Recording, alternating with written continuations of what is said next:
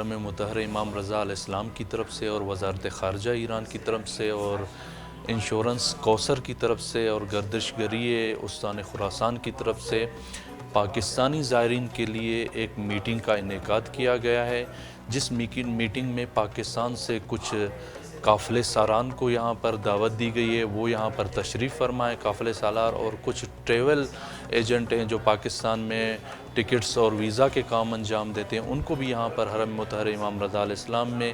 دعوت دی گئی ہے۔ اس میٹنگ میں بہت سارے بہترین کام جو زائرین کی مشکلات کو بیان کرتے تھے، یا وہ کون سے کام ہیں جن کاموں کے ذریعے سے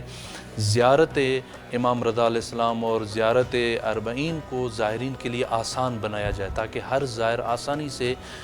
اس زیارت کو انجام دے سکے۔ اسی میٹنگ میں بہت ساری یہ چیزیں طے پائی ہیں کہ کس طرح آسانی سے ایک زائر زیارت کو انجام دے سکتا ہے۔ پھر وزارت خارجہ کی طرف سے ایک نمائندہ یہاں پر اسی میٹنگ میں موجود تھا، انہوں نے بتایا کہ کس طرح ویزا کا حصول ہے اور کون سی چیزیں زائر جو اس سفر میں لے کے آ سکتا ہے اور کون سی چیزیں ہیں جو زائر اس سفر میں اپنے ساتھ نہیں لے آ سکتا، کون سی دوائیاں لے کے آ سکتا ہے، کون سی دوائیاں نہیں لے آ کے سکتا۔ وہ ساری چیزیں ان سالاروں کو جو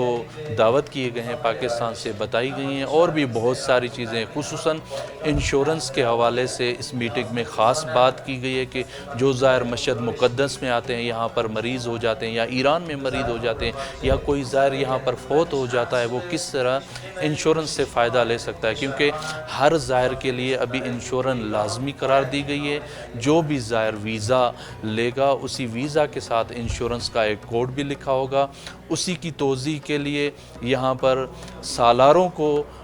بتایا گیا کہ کس طرح ایک بیمار زائر یا فوت شدہ زائر اس انشورنس سے فائدہ اٹھا سکتا ہے۔